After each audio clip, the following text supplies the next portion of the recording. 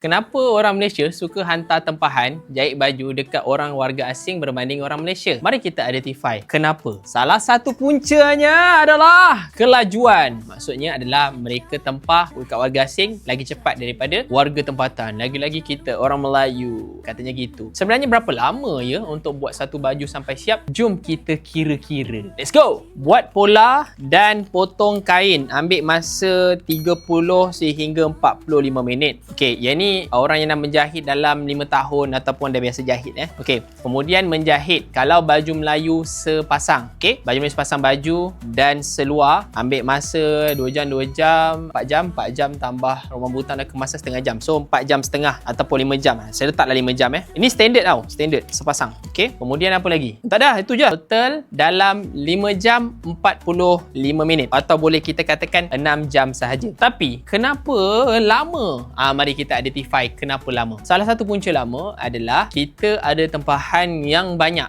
Tapi kenapa orang Malaysia, orang Melayu kalau buat bulan ini, kalau buat hari ini, menang hari ini, katanya bulan puasa baru siap. Kenapa macam tu? Jawapannya adalah bergantung kepada tailor. Tailor dia ada masa dia untuk berfikir tentang fashion. Kadang-kadang bukan 45 minit nak buat pola ni. Kadang-kadang sampai 1 jam. Kenapa sampai 1 jam? Sebab kita nak susun pola untuk potong kain pun dah satu isu.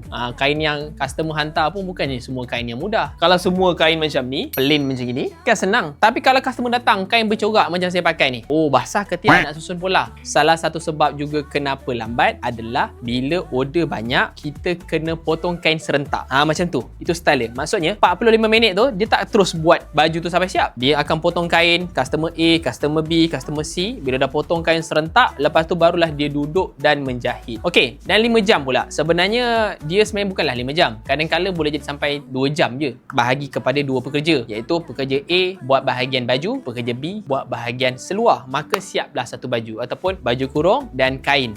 Siaplah satu baju dalam masa 2 jam lebih sahaja sebenarnya. Namun untuk penyusunan kerja supaya lebih selamat, ramai tailor Malaysia, tailor Melayu terutamanya, menjarakkan dengan waktu yang selamat bagi mengelakkan customer kecewa. Namun ada juga bila dah tiba masa baju tak siap. Ada kan? Ada. Tapi itu adalah kesilapan siapa? Rasanya kesilapan siapa tu? Kesilapan tailor. Benda yang paling mudah adalah untuk kita menyalahkan orang lain. Tapi masalah tailor tu lah sebab dia mungkin tak dapat tepati janji disebabkan disiplin. So, bagaimana pendapat anda yang mungkin baru belajar menjahit ataupun yang pernah menjadi mangsa jahitan? Baju tak siap, boleh komen supaya kita boleh berbincang secara baik. Selamat menyambut bulan puasa. Tak lama lagi puasa dan anda bakal berebut-rebut untuk menempah ataupun membeli. Saya bagi cadangan, daripada anda beli, why not cuba jahit sendiri? Saya nak salahkan tailor je. Jumpa next video.